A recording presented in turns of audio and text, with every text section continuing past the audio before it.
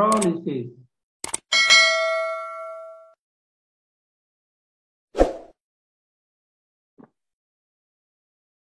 Definisi dari sel elektrolisis itu kurang lebih adalah energi listrik diubah menjadi energi kimia. Energi listrik diubah menjadi energi kimia dengan menggunakan arus searah. Jadi arusnya harus arus searah. Nah, sebelum kita lebih lanjut mempelajari sel elektrolisis, maka kita harus tahu perbedaan yang signifikan dari sel volta dan elektrolisis. Yang pertama sel volta dan yang kedua sel elektrolisis.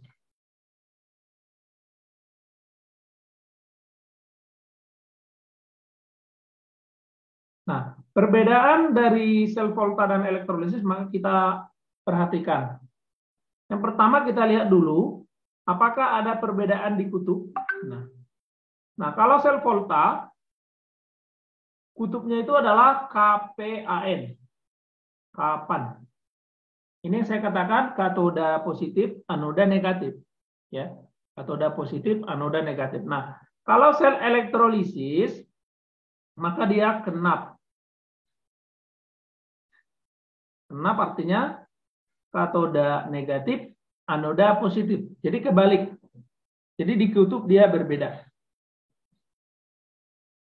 Selanjutnya dalam hal reaksi. Nah, kalau dalam hal reaksi, sel volta itu kan katoda reduksi, anoda oksidasi, Kraut. Nah, ternyata elektrolisis juga sama. Katoda itu reduksi, anoda oksidasi, Kraut. Sama ya. Yang ketiga, kita lihat dari aliran elektron. Nah, aliran elektron dari sel volta itu elektronnya mengalir dari anode ke katode. Ternyata di elektrolisis juga elektronnya itu mengalir dari anode ke katode. Sama. Jadi aliran elektronnya sama kalau dilihat anode katodenya. Cuman ini beda. Bedanya tadi ini kalau di sel volta anode itu negatif. Ini positif. Jadi kalau kamu ditanya aliran elektronnya dari kutub apa ke kutub apa, kalau sel volta dari kutub negatif ke kutub positif, tapi kalau elektrolisis dia dari kutub positif ke kutub negatif. Ya, jadi bedanya kutubnya itu beda, nah. Walaupun dalam hal anode ke katodenya sama. Tapi kan kutubnya beda. Tanda positif negatifnya itu ya. Jadi inilah sel elektrolisis yang akan kita pelajari di pertemuan ini. Nah.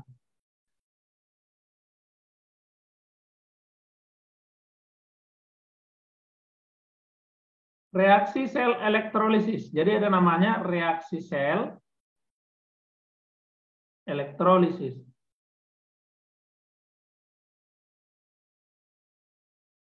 Reaksi sel elektrolisis dengan sel volta itu mirip-mirip ya. Cuma nanti di perbedaannya itu cara menulis reaksinya aja. Nah, pertama-tama kita harus menganalisis gambar dari sel elektrolisis dulu. Jadi ada gambar selnya, kita analisis, kita lihat. Contoh misalnya, contoh dari gambar sel yang akan saya gambar di bawah ini adalah elektrolisis larutan NaCl dengan elektrode karbon.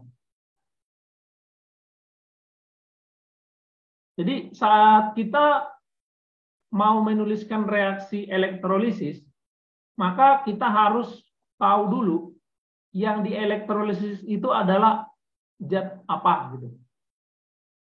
Nah, di contoh ini berarti yang di elektrolisis adalah larutan NaCl. Jadi inilah yang dikatakan yang di elektrolisis. Yang kedua, kalian harus memperhatikan dia memakai elektrode apa.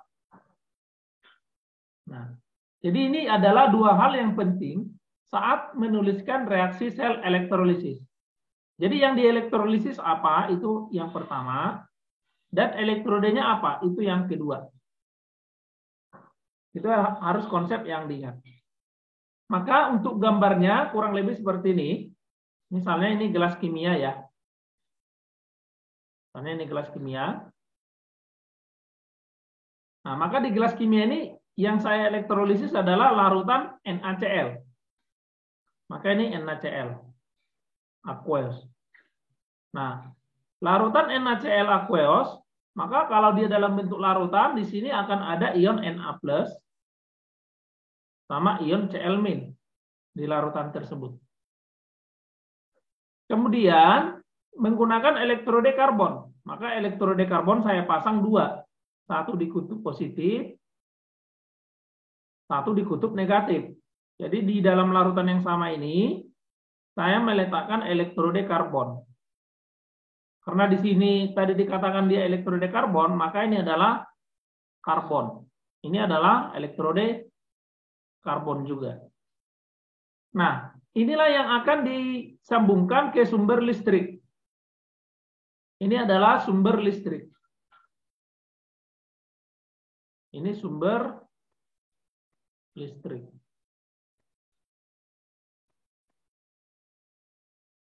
Nah, misalnya ini kutub positif, ini misalnya kutub negatif. Maka ini adalah anode, karena anode kutub positif.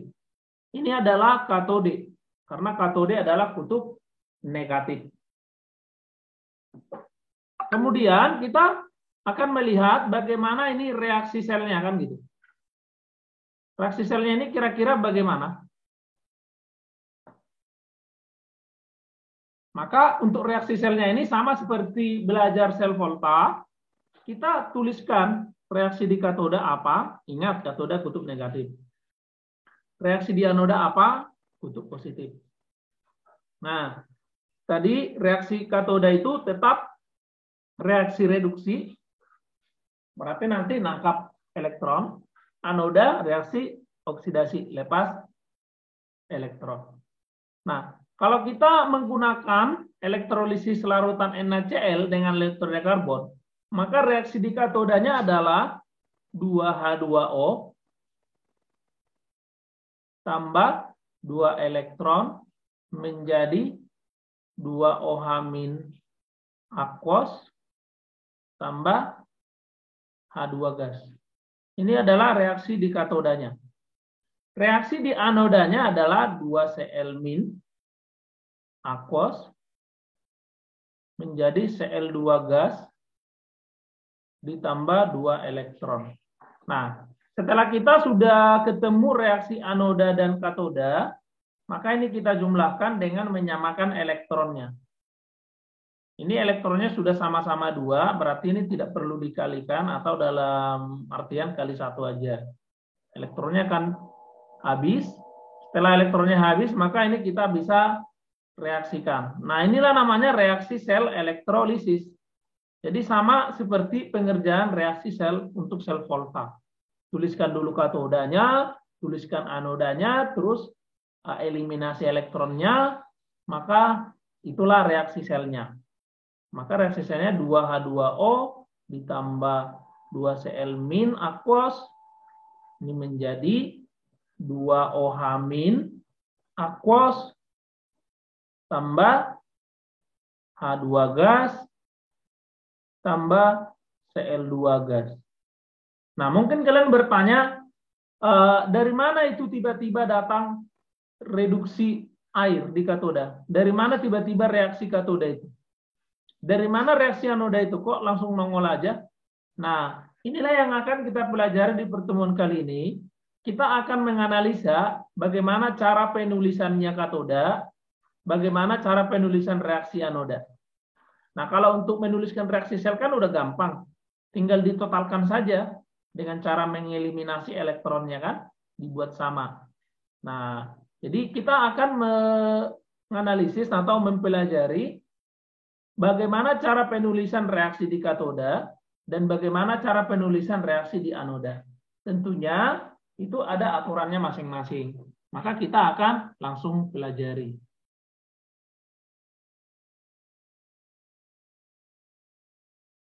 Kalian harus ingat bahwa katode di elektrolisis itu bersimbol kutub negatif ya. Dan anode itu bersimbol kutub positif. Dan ingat, di katode tadi terjadi reaksi reduksi, di anode terjadi reaksi oksidasi. Seperti itu. Cara penulisan reaksi di katode. Nah, katode itu kan kutub negatif. Nah, katode kutub negatif ini penentunya ya. Penentunya itu adalah ion positif. Ion positif dari elektrolisis. Ion positif itu adalah kation ya. Jadi ini adalah kation. Jadi kation lah nanti yang akan menentukan reaksi apa yang terjadi pada katode. Nah, reaksi pada katode ada dua jenis. Ada bentuk larutan, satu lagi nanti ada bentuk lelehan. Larutan dan lelehan itu berbeda. Kalau contoh larutan itu misalnya garam dapur dimasukkan ke dalam air, maka itu menjadi larutan garam dapur. Tapi kalau garam dapur dilelehkan, dibuat jadi cair daripada itu berarti dengan cara pemanasan, maka itu namanya adalah lelehan garam dapur. Beda ya. Jadi kalau dia larutan sama lelehan itu sesuatu yang berbeda. Yang pertama kita belajar tentang larutan dulu ya. Di dalam larutan ada aturan pertama. Aturan pertamanya ini adalah kation. Kation itu kan ion positif. Kation berasal dari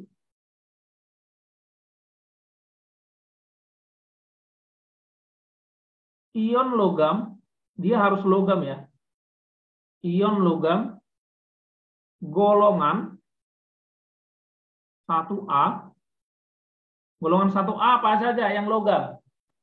Berarti kecuali hidrogen. Maka dimulai dari litium, natrium, kalium, rubidium, cesium, francium gitu ya. Terus golongan 2A juga termasuk. Terus Al, terus Mn. Nah, jadi kalau kationnya berasal dari ion logam ini, maka reaksinya adalah air. Yang terreduksi adalah air. 2H2O ya, tambah 2 elektron menjadi 2OH- ditambah H2 gas. Nah, jadi ini reaksinya otomatis. Yang kedua, bagaimana kalau ion kationnya adalah logam selain aturan nomor 1? Jadi kalau kationnya adalah logam selain aturan nomor 1. Selain yang pertama itu. Contohnya misalnya Zn. Zn itu kan tidak termasuk golongan 1A, 2A, ALMN kan. Maka kita anggaplah dia simbolnya adalah L. Karena kan logam, L simbolnya kita anggap. Maka reaksinya menjadi L sebanyak N+, misalnya N+ ya. Maka ini tambah N elektron. Menjadi L solid. Jadi jumlah elektronnya sebanyak muatan positif.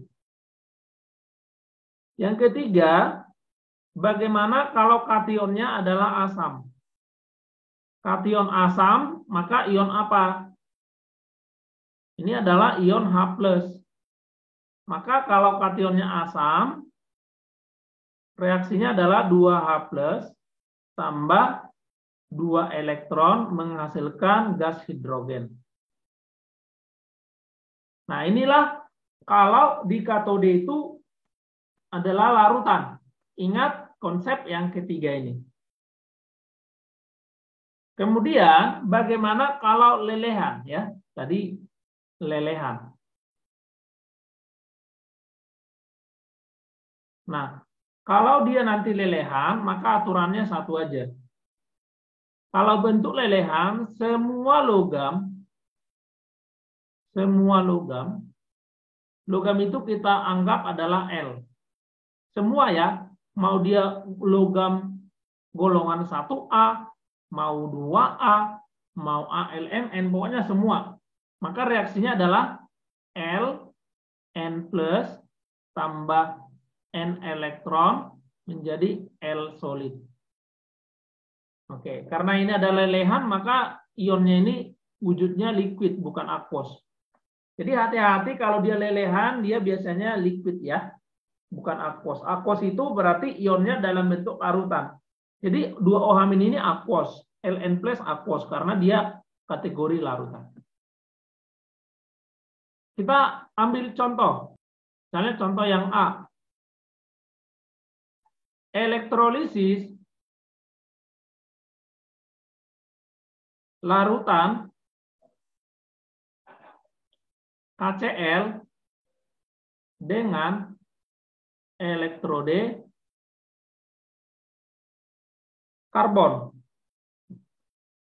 Maka kita akan menuliskan reaksi katodenya. Katode kutub negatif. Pertama-tama yang harus kita lakukan adalah kita harus tahu yang dielektrolisis apa. Ini yang dielektrolisis adalah KCl. Maka KCl ini kita ionkan menjadi ion K+ dan ion Cl-. Terus elektrodenya adalah karbon. Oke. Maka ini kan larutan. Jadi dia masuk ke aturannya si larutan. Yang kita lihat adalah ion positif. Maka kita fokus ke K+. Nah, Cl- itu kita hiraukan dulu. Karena kita mau menuliskan katodenya. Nah, kita lihat K+ itu masuk ke larutan aturan nomor berapa? Nah, K+ itu adalah logam dari golongan 1A. Jadi K+ itu berasal dari 1A. Dari logam kalium. Maka reaksinya adalah larutan aturan nomor 1. Maka kita tulis 2H2O ditambah 2 elektron menjadi 2OH- tambah H2 gas. Nah, inilah reaksi katode untuk elektrolisis yang A. Anodenya nanti dulu. Yang satu-satu dulu nih, katodenya dulu. Nah, contoh lain misalnya B. Elektrolisis lelehan, ini lelehan loh ya. Lelehan CaSO4 dengan elektrode karbon misalnya. Maka sama ya, kita cek dulu CaSO4 itu ionnya apa? Maka Ca2+ sama SO4 2-. Setelah itu kita tuliskan reaksi di katodanya. Maka reaksi di katodanya itu penentunya adalah ion positifnya nih, Ca2+. Dia masuk apa? Larutan apa lelehan? Dia masuk lelehan kan? Jadi reaksinya ini Ca digantikan oleh simbol L di sini. Jadi kita tuliskan Ca2+ liquid ditambah N elektron, maka 2 elektron menjadi Ca solid. Jadi sebenarnya Ca itu kan golongan 2A ya. Sebenarnya golongan 2A itu Ca. Cuman karena dia lelehan, maka kita tidak pakai yang larutan gitu loh. Nah, jadi seandainya ini adalah diganti elektrolisis larutan CaSO4. Maka reaksi katodanya adalah air. Tapi karena dia lelehan, kan semua logam harus seperti ini kalau dia lelehan. Misalnya selanjutnya yang C, contoh C. Elektrolisis, misalnya larutan,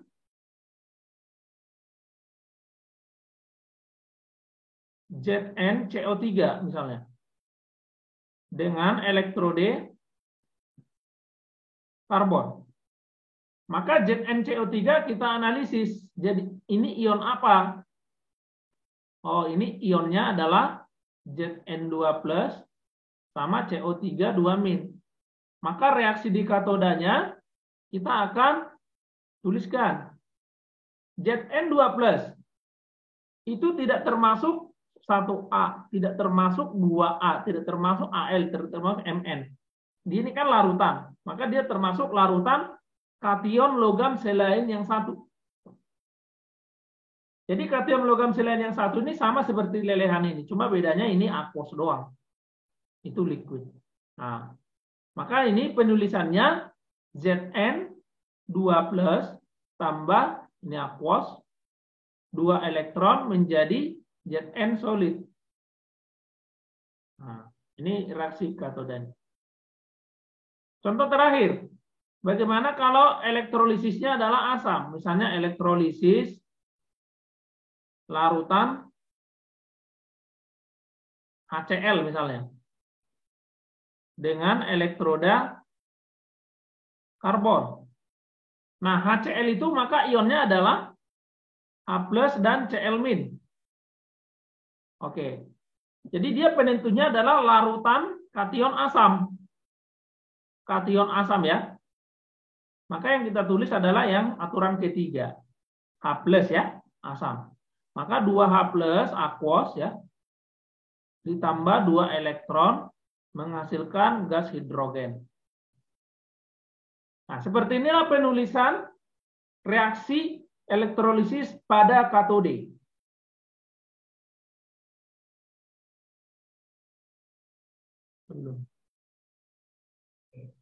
Jadi sekarang kita lihat untuk reaksi di anode. Anode adalah kutub positif.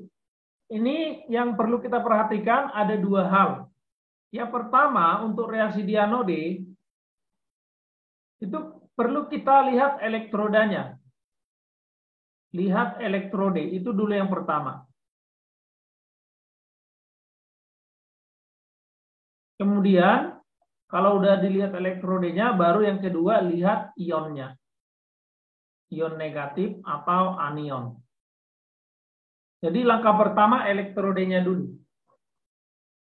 Jadi ini di sini saya tuliskan adalah reaksi pada anode jika elektrodenya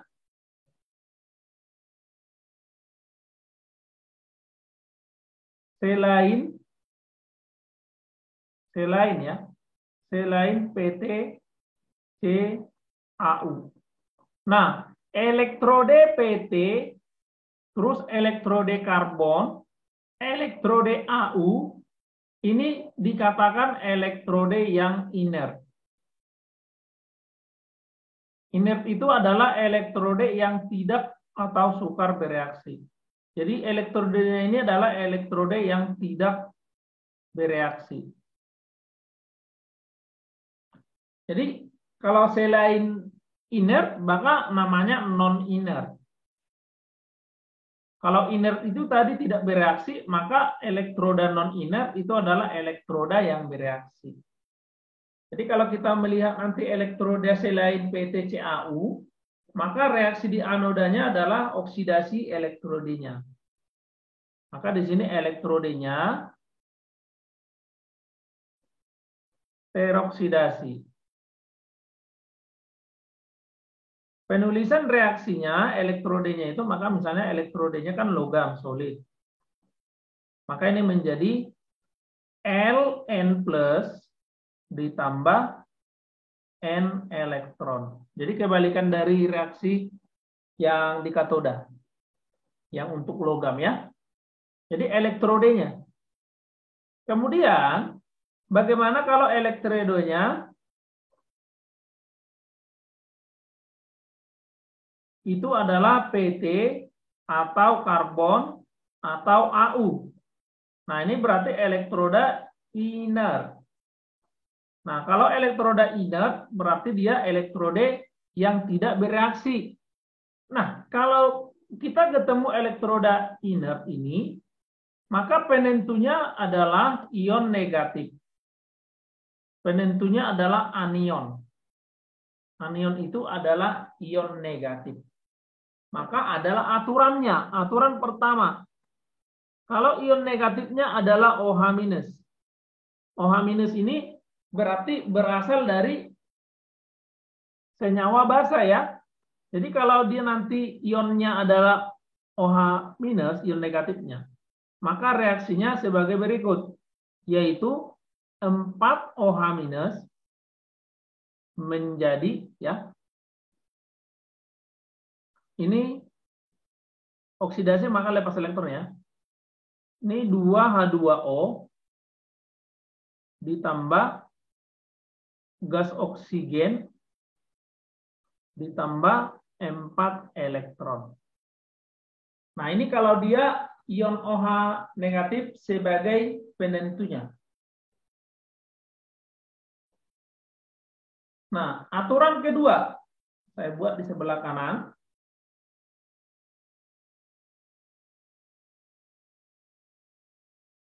Aturan kedua, bagaimana kalau dia ion negatifnya adalah X-. Nah, X- ini adalah X adalah halogen. Halogen itu ada 4. Ada F, Cl, Br, I. Nah, maka reaksinya adalah 2X- menjadi X2 ditambah 2 elektron. Ingat, kalau nanti dia F sama Cl2, dia gas. Kalau dia Br, dia liquid. Kalau dia I, nanti solid di sini. Di X2-nya ya. Jadi F2 gas, Cl2 gas, Br2 liquid, I2 solid.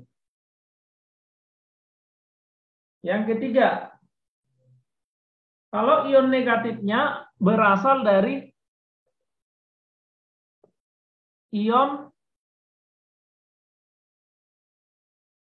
asam oksi. Nah, ion asam oksi contohnya adalah ion dari sisa asam yang mengikat oksigen.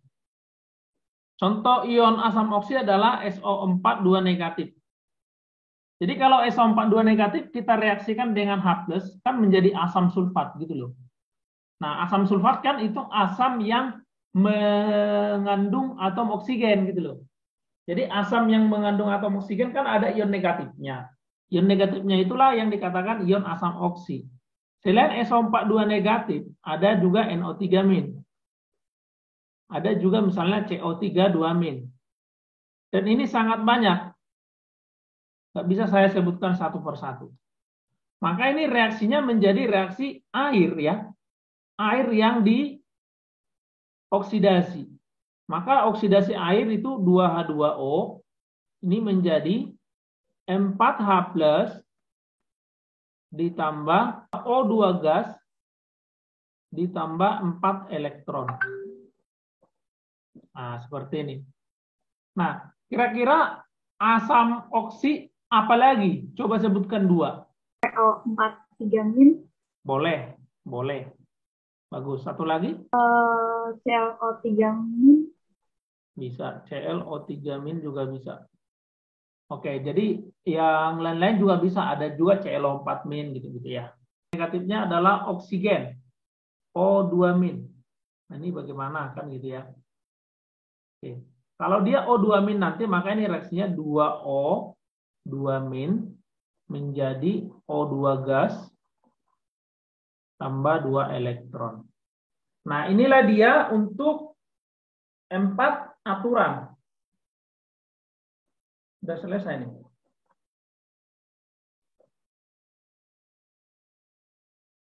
Udah. Mantap. Maka saya ambil misalnya contoh nih. Elektrolisis larutan HCl dengan elektrode Cu. Maka reaksi di katodanya saya akan tuliskan adalah HCl itu terdiri dari H+ dan Cl-. Jadi Katodanya H+, 2H+, tambah 2 elektron menjadi H2 gas. Ini kan tadi udah kan ya. Kemudian elektrodenya Cu. Masuk yang mana nih? Misalnya ini nomor 1. Ini nomor 2. Berarti masuk yang non-inert, Cu ya. Maka anodanya adalah reaksi Cu. Jadi saya tidak buat anion. Jadi Cl- itu tidak bereaksi ya. Cu-nya, jadi Cu-nya menjadi seperti ini. Cu solid menjadi Cu2+ tambah 2 elektron. Cl-nya nggak diapa-apain dong Pak? Enggak, karena elektrodenya itu non-inert. Non-inert itu bereaksi nak di anode gitu loh. Makanya tinggal dijumlahkan, ya kan?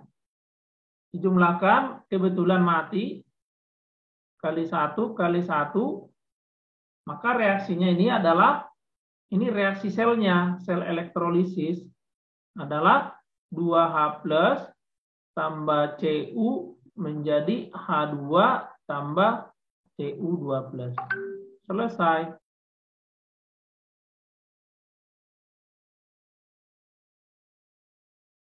Nah, grafit itu sama dengan atom karbon ya.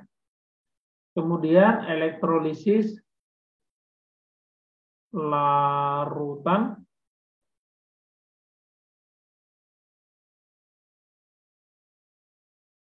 Al NO3 3 kali dengan elektrode karbon. Ya, silakan ini latihan soal. Saya coba deh Pak, yang nomor A Pak. Oke, Luis. Ini anonet atau gimana Pak? Katoda sama reaksi sel.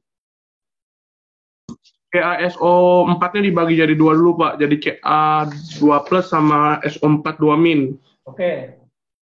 Setelah itu kita lihat ke katode dulu Pak. Ya, Katode itu reaksi katodanya apa, anodanya apa, reaksi selnya apa, itu aja langsung.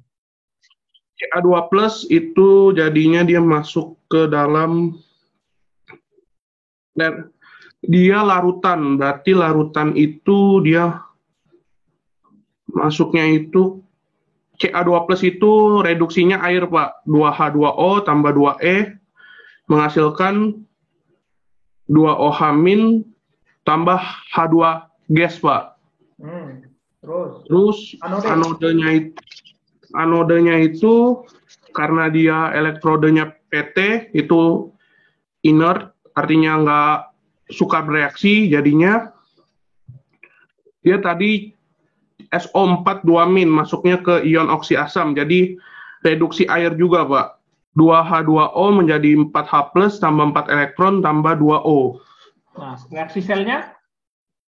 Reaksi selnya, tunggu Pak. Reaksi selnya menjadi 2, 2, 4, 4. Berarti 6H2O menjadi... Kenapa 6?